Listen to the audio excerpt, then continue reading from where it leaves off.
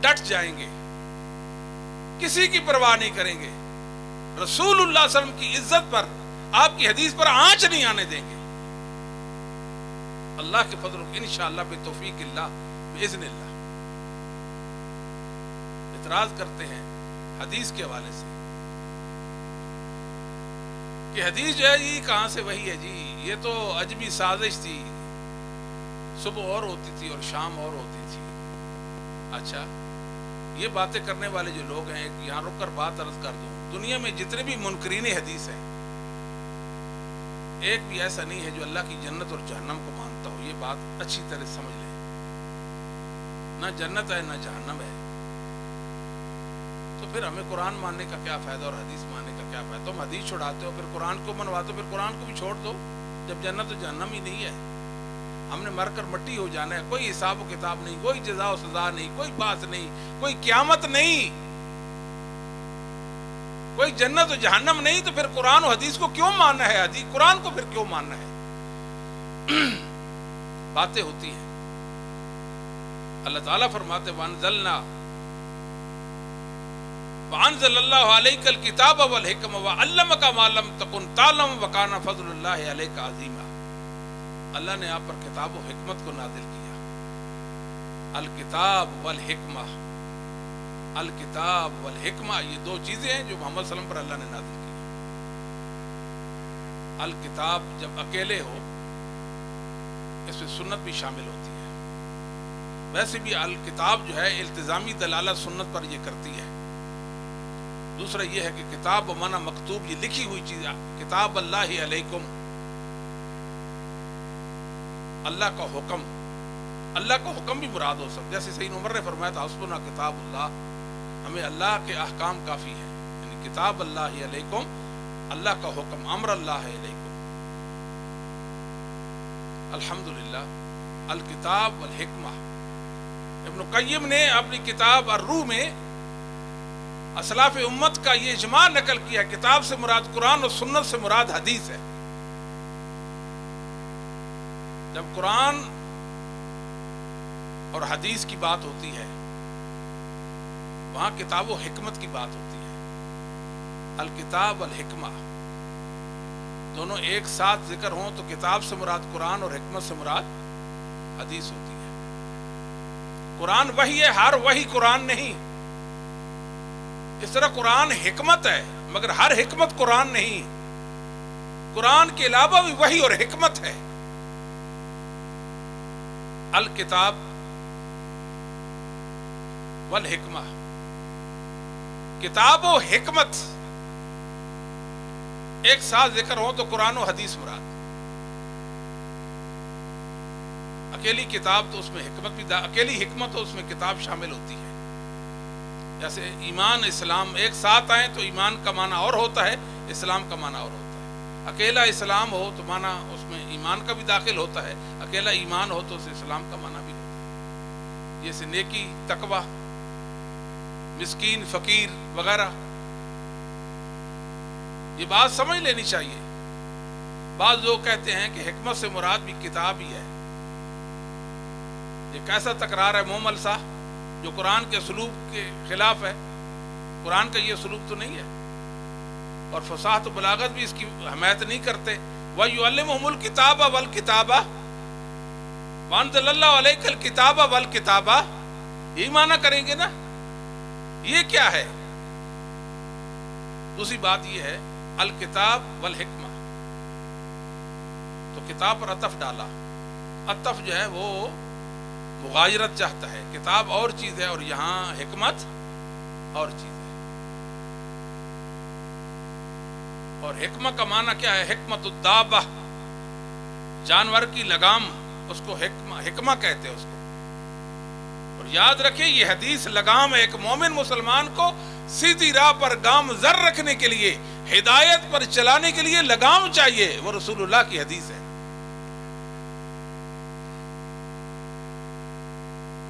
دوسری بات یہ ہے، اعتراض کرتے ہیں، کہتے ہیں وَأَنزَلَ اللَّهُ عَلَيْكَ الْكِتَابَ وَالْحِكْمَةَ، اللہ نے حکمت کو بھی نازل کیا۔ اعتراض کر دیتے ہیں وَأَنزَلْنَا الْحَدِيدَ فِيهِ بَأْسٌ شَدِيدٌ، ہم نے لوح نازل کیا، اس میں سختی ہے. مذاق کرتے ہیں، کیا لوح بھی آسمان سے نازل ہوئی جیسے تمہاری حکمت قرآن سے آسمان سے نازل ہوئی ہے؟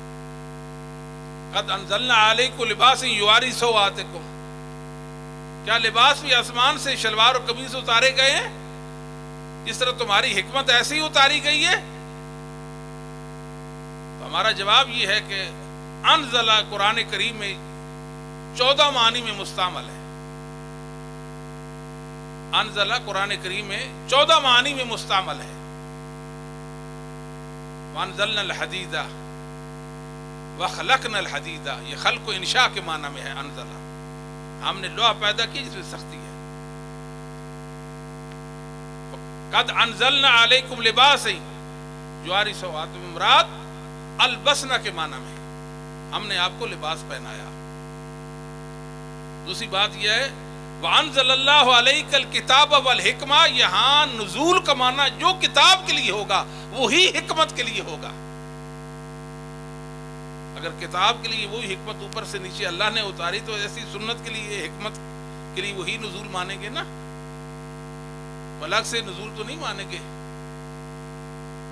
وَمَا يَنطِقُ عَنِ الْهَوَىٰ إِنْ هُوَ إِلَّا وَحْيٌ يُوحَىٰ، اللہ تعالیٰ نے محمد صلی اللہ علیہ وسلم سے پہلے ہوا کی نفی کی. ہم ہوا کا معنی خواہش نفس کر دیتے ہیں، ٹھیک ہے، مگر ہوا کا لفظ اتنا گہرا ہے، اتنا وسیع معنی رکھتا ہے، ہماری زبان میں اس کی کوئی بہتر اور صحیح تعبیر ہو ہی نہیں سکتی. ٹھیک ہے، آگے کیا فرما ان ہوا الا، ان نافیہ، اللہ کے سیاق میں ہوا ضمیر کا مرج نطق ہے کہ رسول اللہ صلی اللہ علیہ وسلم کا نطق صرف اور صرف حدیث ہے، یعنی وحی ہے. نبی وحی سے نطق کرتے ہیں، وحی سے بات کرتے ہیں. دین کے معاملے میں رسول اللہ کی جتنی حدیثیں وہ اللہ کی وحی ہیں اور اللہ کی حفاظت کے ساتھ محفوظ ہیں.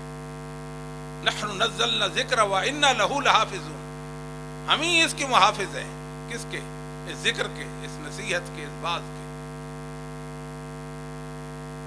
یہ کہتے ہیں کہ حدیث تو محفوظ نہیں ہے، قرآن محفوظ ہے، باتیں کرتے ہیں. یہ باتیں بنیادی طور پر کوئی حیثیت نہیں رکھتی ہیں. اللہ تعالیٰ نے یہاں ذکر فرمایا، یہ نہیں فرمایا انا نحن نزلنا القرآن ونحن لہ لحافظون. یہاں تو ذکر فرمایا کہ ہم ہی اس ذکر کو نازل کرنے والے، قرآن اور حدیث کو نازل کرنے والے ہیں. یہ جو ذکر ہے یہ تذکیر کا ایسا مصدر ہے جو مذکر کے معنی میں ہے. اللہ تعالیٰ بتانا چاہتا ہے جس طرح قرآن مذکر ہے، نصیحت کرتا ہے، ایسے محمد صلی اللہ علیہ وسلم کی حدیث نصیحت کرتی ہے. قرآن حدیث کی تائید کرتی ہے، حدیث قرآن کی تائید کرتی ہے، قرآن کے معنی کو کھول کھول کر بیان کرتی ہے. ان علینا جمع ہوا قرآن فاذا قرأناه فاتبع قرآن ثم ان علینا بیانہ. عبداللہ بن عباس ترجمان قرآن حبر امہ فرمایا کرتے تھے ان نبینہ علی لسانک، بخاری مسلم میں روایت ہے. یہ قول عبداللہ بن مسعود کا بخاری مسلم، عبداللہ بن عباس کا بخاری مسلم میں موجود ہے. ہم آپ کی زبان پر اس کا بیان کریں. وانزلنا علیک ذکر لتبین للناس ما نزل الیہم، یہ نبی پاک کا منصب بیان ہوا ہے. وہ تو کہتے ہیں کہ ما فرطنا فی الکتاب من شیء، کوئی کمی کتاب میں ہے ہی نہیں، حدیث کو لینے کی کیا ضرورت ہے؟ بھائی حدیث ملے گی تب کوئی کمی نہیں ہے، اس کا یہ معنی ہے. اور وہ بیچارے یہ بھی اعتراض کرتے ہیں کہ حدیث بعد میں لکھی گئی، لہذا اس کا کیا اعتبار ہے؟ یہ کیسی بات ہے؟ لکھنا تو اصل ہے ہی نہیں، اصل تو ہے پڑھنا، اصل تو ہے سننا. لکھنا تو اصل نہیں ہے، یہ تو ایک معاون چیز ہے. ایک راہ آپ پڑھیے، یہاں تو پڑھنے کی بات ہے، لکھنے کی تو بات ہی نہیں. جبریل آتے تھے نا، فَإِنَّهُ نَزَّلَ عَلَىٰ قَلْبِكَ بِإِذْنِ اللَّهِ، آپ کے سینے پہ اللہ کا کلام اتارا، اللہ نے اسے محفوظ رکھا، آپ نے یاد رکھا، اسے یاد رکھا. یاد رکھنا، پڑھنا، یہ اصل علم، یہ اصل علم ہے. لکھنا یہ اصل علم نہیں ہے. اور اللہ تعالیٰ فرماتے ہیں اِنَّا أَوْحَيْنَا إِلَيْكَ كَمَا أَوْحَيْنَا إِلَىٰ نُوحٍ، جس طرح نوح نبی کی طرف ہم نے وحی کی، ایسے آپ کی طرف بھی وحی کی، نبیوں والی وحی آپ پر کی. نوح علیہ السلام کی وحی کہاں لکھی ہوئی تھی؟ لکھی ہوئی تھی کوئی؟ وہ کون سی کتاب نوح علیہ السلام پر اتاری گئی تھی؟ ایسی تو کوئی کتاب ان پر نہیں اتاری گئی تھی. کہتے تھے میں اللہ کا رسول ہوں، مجھ پر اللہ نے یہ کلام اتارا. حدیث ہی ہوتی جس قوم نے انکار کیا اللہ ان کو غرق کر دیا. لکھی چیز تو نہیں تھی، لکھنے کی تو بات ہی نہیں ہے. مشرکین مکہ نے سورہ بنی اسرائیل میں رسول اللہ صلی اللہ علیہ وسلم سے 14 مطالبات کیے تھے. اگر آپ اللہ کے سچے رسول ہیں، یہ ہو جائے، ہم آپ کو اللہ کا سچا رسول مان لیں گے، آپ پر ایمان لے آئیں گے. اور ان کا ایک مطالبہ یہ تھا او ترقا فی السماء، آپ آسمان پہ چڑھ جائیں. ہم اپنی نظروں سے آپ کو دیکھیں محمد آسمان پہ چڑھتے جا رہے ہیں. وَلَن نُؤْمِنَ لِرُقِيِّكَ حَتَّى تُنَزِّلَ عَلَيْنَا كِتَابًا نَقْرَأُهُ، ہم ایمان پھر بھی نہیں لائیں گے کہ آپ آسمان پر چڑھ جانا ہمارے ایمان لانے کے لیے ناکافی ہے. کیا کریں گے؟ آپ کتاب آپ کے ہاتھ میں ہوگی، اتریں گے آسمان سے، ہم آپ کے ہاتھ میں کتاب دیکھیں گے، پھر آپ پر ایمان لائیں گے. لو نزلنا علیک کتابا فی قرطاس فلمسوه بأیدیہم لقال الذین کفروا ان ھذا الا سحر مبین. میرے نبی یہ تو ایسی کٹوشتیاں کر رہے ہیں، انہوں نے کب مانی ہے؟ کب مانی؟ اللہ کو پتہ تھا یہ قرآن کی لکھی ہوئی کتاب کا مطالبہ کریں، ان کا مطالبہ پورا نہیں کرنا تاکہ ایک جواب بنے. کل حدیث کے حوالے سے یہ کہیں گے حدیث لکھی ہوئی نہیں، تو جو تمہارا جواب قرآن کے حوالے میں ہے وہی جواب ہمارا حدیث کے حوالے سے سمجھ لینا چاہیے. بل هو آیات بینات فی صدور الذین اوتوا العلم وما یجحد بآیاتنا الا الظالمون. جس سینے میں قرآن ہے اس سینے میں حدیث ہے، تو حدیث اللہ کا دین ہے. یہ شبہات ہیں لوگوں کے، الحمدللہ ان کی شبہات کی کوئی حیثیت نہیں ہے. ان سے کوئی بندہ پوچھے تو صحیح، کیا رسول اللہ صلی اللہ علیہ وسلم نے، پیغمبر اسلام نے پوری زندگی کوئی کلام نہیں کیا؟ سوچنے کی بات ہے. اگر کیا تو وہ کون سا کلام ہے بتاؤ، پیش کرو. دنیا میں بادشاہ آئے، انہوں نے باتیں کی، ان کی باتیں ریکارڈ میں آئی ہیں. کیا محمد صلی اللہ علیہ وسلم نے کوئی بات نہیں کی؟ پیغمبر اسلام صلی اللہ علیہ وسلم نے. آپ حیران ہوں گے کہ موطا امام مالک کی 483 روایات بخاری مسلم میں موجود ہیں، اور امام مسلم میں اختلاف ہے، 179 ہجری میں فوت ہوتے ہیں، اور امام بخاری 256 میں، اور امام مسلم 5 سال بعد 261 میں فوت ہوتے ہیں. ایک صدی، پوری صدی کا فاصلہ ہے. مارکیٹ میں موطا امام مالک بھی خریدے اور بخاری مسلم بھی لے. امام بخاری نے اپنی سندوں کے ساتھ جو امام مالک کی حدیثیں لائے ہیں، جو 100 سال بعد لائے ہیں، جو موطا میں آپ پڑھتے ہیں اور بخاری میں موجود ہیں امام مالک کی سند کے ساتھ، آپ دیکھیں گے 100 سال بعد لکھی جانے والی کتاب. حدیثوں کو ملائیں، ٹیلی کریں. نقطہ تو دور کی بات ہے، شوشے کا بھی فرق نہیں ہوگا. پھر کیوں نہ کہیں گے حدیث اللہ کی حفاظت کے ساتھ محفوظ ہے؟ لکھنے کی تو بات ہی نہیں ہے، لکھنے کی بات نہیں ہے، یہ ایسی بات ہے. شوشہ چھوڑا گیا، ایک کمزور موقف ہے ان کا. بہرحال ان کے بہت سارے دلائل ہیں، بودے دلائل ہیں. الحمدللہ ہمارے پاس ان کے جواب ہیں. جو کہتا ہے حدیث دین نہیں، آئے ہمارے سامنے ہم سے بات کریں. اپنے گھر میں بات کرنے کا کیا فائدہ ہے؟ حدیثوں والوں سے بات کریں نا. اور دوسری بات، ہمیں اس بات کو اچھی طرح سمجھ جانا چاہیے. اللہ رب العالمین نے وَمَن يُشَاقِقِ الرَّسُولَ مِن بَعْدِ مَا تَبَيَّنَ لَهُ الْهُدَىٰ وَيَتَّبِعْ غَيْرَ سَبِيلِ الْمُؤْمِنِينَ. نبی پاک صلی اللہ علیہ وسلم کی مخالفت کے ساتھ ساتھ سبیل مومنین کی مخالفت کا بھی ذکر کیا. یہ کیا ہے؟ اللہ تعالیٰ فرماتے ہیں کہ جو رسول کی مخالفت کرتا ہے ہدایت کے واضح ہو جانے کے بعد اور مومنوں کے راستے کے علاوہ، یعنی سبیل مومنین کے علاوہ کسی اور راستے پہ چل نکلتا ہے، نولیہ ما تولیٰ، جس طرف جانا چاہے ہم اس کو وہاں پھیر دیں گے، اس طرف جائے. ونصلیہ جہنم وساءت مصیرا، آئے گا ہمارے پاس، ہم اس کو جہنم میں ڈالیں گے. سوچنی ہے کہ سبیل مومنین کیا ہے. سبیل مومنین اصحاب محمد اور ائمہ محدثین کا راستہ ہے. یہ راستہ حق اور باطل میں فرق کرتا ہے، صحیح اور غلط میں فرق کرتا ہے. یہ راستہ، یہ سبیل مومنین ہمیں بتاتا ہے کہ میں محمد صلی اللہ علیہ وسلم کا موافق ہوں یا مخالف ہوں، ورنہ اس کی ضرورت ہی کیا تھی؟ واضح ہو گیا رسول کی مخالفت، ہدایت واضح ہو جانے کے بعد جو کرے گا نصلی ہی جہنم قید، غیر یعنی متبع غیر سبیل المومنین کیوں فرمایا؟ اس لیے فرمایا کہ مومنوں کا ایک راستہ ہے، وہ محدثین کا راستہ ہے، اللہ کے فضل و کرم سے ہم اس راستے پر ہیں، ہم اس راستے، سیدھا راستہ اللہ کی جنت کو جانتا ہے، اور وہ وسیع راستہ ہے اور محفوظ ترین راستہ ہے، اس میں کوئی رکاوٹ نہیں ہے، جو پتہ دیتا ہے کہ یہ حق پر ہے، یہ باطل پر ہے، یہ درست ہے، یہ غلط ہے، یہ سبیل مومنین بتاتا ہے، اور امت یہ سمجھ جائے کہ سبیل مومنین کیا ہے، اسی وقت سارے کے سارے فتنے دھڑام سے نیچے گریں گے اور نابود ہو جائیں گے، حق رہ جائے گا، صرف سبیل مومنین بتا دے گا کہ یہ حق ہے اور یہ باطل ہے۔ بنیادی وجہ یہ ہے کہ لوگوں نے قرآن کو سمجھا ہی نہیں ہے، قرآن کو سمجھتے تو اس طرح کے امت کو اس طرح کے انتشار، اختلاف اور تشدد میں ڈالتے اور قرآن کریم کی اور حدیثوں کی غلط تعبیریں پیش کرتے ہیں۔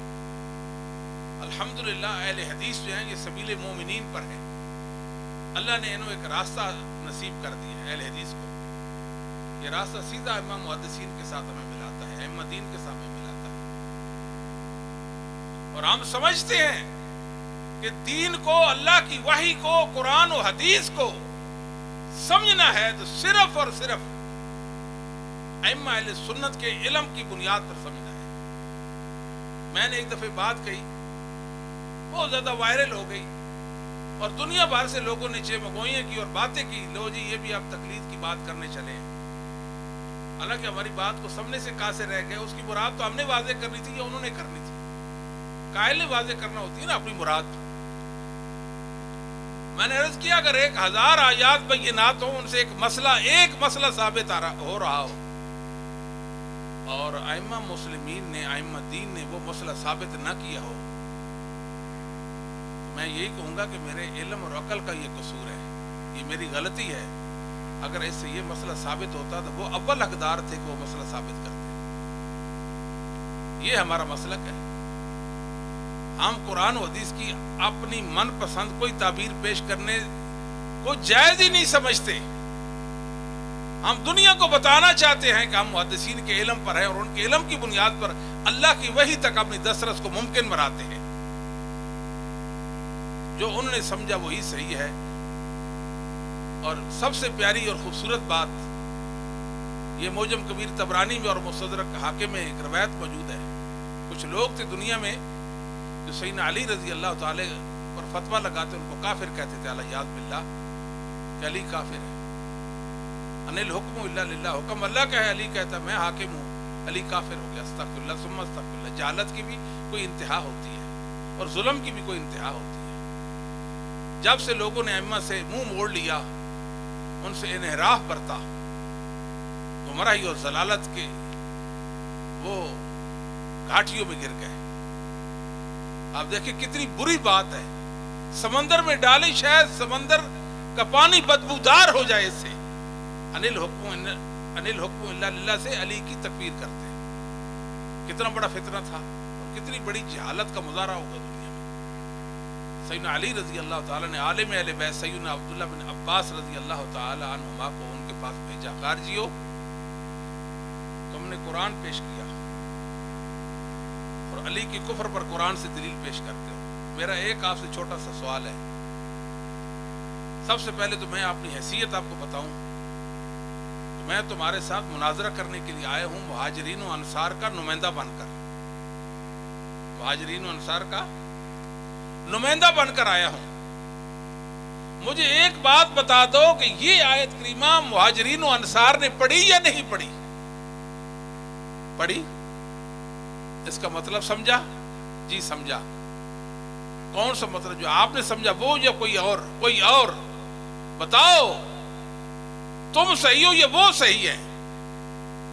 ہم عالم بالوحی منکم، وہ تم سب سے بڑھ کر اللہ کی وحی کی تعبیروں کو جانتے تھے، وحی کو جانتے تھے، ان کے پاس صحیح علم تھا. کتنے لوگوں کو اللہ نے ہدایت دی تھی اتنی سی بات پر. آج لوگ خوش ہو رہے ہیں کہ ہمارے یہ باطل نظریات ہیں، ہم قرآن حدیث سے ان کو سپورٹ کرتے ہیں. پہلے ایک نظریہ، ایک فتنہ دنیا میں متعارف کراتے ہیں، پھر قرآن سے اس کو ثابت کرتے ہیں، حدیثوں کو اس پر فٹ کرتے ہیں اور قرآن حدیث کی غلط تعبیریں پیش کرتے ہیں. ہم کہتے ہیں یہ کوئی کامیابی کا راستہ نہیں ہے. علامہ شاطبی رحمۃ اللہ علیہ نے ہمیں بات بتائی، 790 میں فوت ہوتے ہیں، الاعتصام کے اندر. الاعتصام بدعت کے رد بے نظیر بے مثال کتاب ہے. لا تجد مبتدئا ممن ينسب الى الملة الا وهو يستشهد على بدعته بدلیل شرعی فينزل على ما وافق عقله وشهوته. دنیا میں ایک بدعتی بھی ایسا نہیں ہے جو اپنے بدعی عقیدے پر قرآن و حدیث سے دلائل نہ رکھتا ہو. پہلے بدعت کرتا ہے، پھر قرآن کو اس پر فٹ کرتا ہے، حدیث کو فٹ کرتا ہے. یہ اصل فتنہ گری اور فساد ہے. یہی اصل علم کی مخالفت، علم سے دشمنی یہی ہے. یہ نتیجہ ہے مسلک محدثین سے انحراف کا، ان کی متفقہ تصریحات کو چھوڑنے کا. اور اپنے تئیں خوش ہے کہ میں نے یہ آیت اس بدعت کی سپورٹ میں پیش کی ہے. یہ تو کوئی بات نہ ہوئی. اصل بات ہے اللہ اور اس کے رسول کی مراد کی. وہ نہیں جانتے اور اپنی بدعت پر قرآن و حدیث سے دلائل پیش کرتے رہتے ہیں. اور دنیا میں بعض کافر بھی ایسے ہیں جو قرآن اپنے کفر پر پیش کرتے ہیں. تو کیا وہ صحیح ہو جائیں گے؟ مرزا قادیانی کہتا میں نبی ہوں اور بے شمار قرآنی آیات اس نے پیش کی. اس آیت سے ثابت ہوتا ہے کہ میں نبی ہوں، میری نبوت پر یہ آیت کریمہ دلیل ہے. کیا وہ حق پہ ہو گیا؟ پیش تو اس نے قرآن کیا، حق پر کیوں نہیں ہوا؟ اس لیے نہیں ہوا، قرآن تو حق ہے مگر مراد اس کی باطل ہے. کلمۃ الحق ارید بہا الباطل، علی نے بتایا رضی اللہ تعالیٰ عنہ نے، باطل مراد. آج مسلمان ان سے ایک ہی بات کہتے ہیں کہ یہ آیات صحابہ اور محدثین ائمہ دین نے بھی پڑھی تھی، یہ مطلب انہوں نے نہیں لیا، جو آپ لے رہے ہو وہ صحیح تھے، تم غلط ہو. عمر بن عبدالعزیز رحمہ اللہ خلیفہ راشد ہے، 100 ہجری میں غالباً فوت ہوتے ہیں. ان کا قول ہے سنن ابی داؤد میں اور شریعہ اجوری میں، کچھ لوگ تھے جو منکرین تقدیر تھے اور قدر کو نہیں مانتے تھے، تقدیر کو نہیں مانتے تھے. خط لکھا اور بہت سارے اپنے دلائل لکھے کہ یہ آیات ہے جن سے پتہ چلتا ہے تقدیر کوئی چیز نہیں. یعنی اللہ کے علم کا انکار کر دیا انہوں نے، اللہ کے علم کا انکار کیا. عمر بن عبدالعزیز نے پھر کیا جواب لکھا ہوگا آپ کے خیال میں؟ کوئی لمبی چوڑی کتاب لکھی ہوگی اس خط کے جواب میں؟ کیا نہیں، لقد قرأوا منه ما قرأت وعلموا من تاويله ما جهلت وقالوا بعد ذلك كله بكتاب وقدر. یہ آیات تو محدثین ائمہ دین پڑھتے تھے، وہ پڑھ کر قرآن یہ آیات پڑھ کر تقدیر کے قائل اور تم منکر ہو گئے، وہ صحیح اور تم غلط ہو. بات ختم. صحیح قرآن کی مراد وہ جو انہوں نے سمجھی ہے. آج دنیا میں جتنے فتنے ہیں اسی بنیاد پر ہیں. اس کو سمجھ جانا چاہیے. یہی ہمارا مسلک ہے، یہی ہمارا مذہب ہے. آج لوگ تقلید کو ثابت کر رہے ہیں، قرآن سے تقلید کو ثابت کر رہے ہیں. کتنے افسوس کی بات ہے. یہ بات کہتے انسان کو شرم آتی ہے کہ تقلید کو قرآن سے کوئی ثابت کرے. ابن عبد البر رحمہ اللہ تعالی نے تقلید کا رد لکھا. ائمہ کے اقوال ہیں تقلید کے رد میں، اور خاص کر کے ابن قیم رحمہ اللہ تعالی نے اعلام الموقعین کے اندر پہلوں اور بعد والوں کا علم جمع کر دیا تقلید کے خلاف. فرمایا تقلید لیس بعلم باتفاق اہل العلم. اہل علم کا اتفاق ہے، تقلید علم نہیں ہے، جس کو دنیا میں عام کیا جا رہا ہے اور انسانوں کی ضرورت قرار دیا جا رہا ہے. جو علم نہیں وہ انسانوں کی ضرورت ہے بقول ان کے. اہل علم نے اتفاق کر لیا، علم والوں نے اتفاق کر لیا، تقلید علم نہیں، اس کو انہوں نے دین بنایا. اگر یہ دین ہوتا تو ائمہ محدثین اس کو امت کے سامنے پیش کرتے. جب ائمہ اسے روکتے ہیں تو یہ دین نہیں ہے، یہ بات سمجھ لینی چاہیے. پھر قرآن آیات پیش کرتے ہیں فَاسْأَلُوا أَهْلَ الذِّكْرِ إِن كُنتُمْ لَا تَعْلَمُونَ. تمہیں علم نہیں، اہل ذکر سے پوچھ لو. ان کی تقلید ثابت ہو رہی. مذاق نہیں کر رہے قرآن و حدیث کا. یہ کتنے بیچارے ہیں اور کمزور ہیں. یہ کوئی علم کی دنیا کی اس بات کی کیا حیثیت رہ جاتی ہے؟ سوال کرو. اگر تم علم نہیں، یہ تقلید ثابت ہو رہی، سوال کرنا ہی ہم تو کہتے ہیں تقلید کا بطلان ہوتا ہے. یہ ثبوت دے رہے ہیں اس سے. اور ہم تو کہا کرتے ہیں یہ قرآن سمجھا جا چکا ہے. پہلی صدی، دوسری، تیسری، چوتھی، پانچویں، چھٹی، ساتویں، آٹھویں صدی تک 900 سال تک کسی مسلمان نے روئے زمین پر اس آیت سے تقلید کا ثبوت نہیں دیا. مسلمان غافل رہ گئے نا، قرآن کی یہ تعبیر نہیں سمجھ سکے. اور یہ آئے ہیں یہ بتانے چلے امت کو، انہوں نے نہیں سمجھا، ہم نے سمجھ لیا. ان سے یہ چیز مخفی رہ گئی. یہ علم ان کے پاس نہیں، ہمارے پاس ہے. یہ دنیا میں میں سمجھے سے بڑی کوئی غلطی نہیں ہے.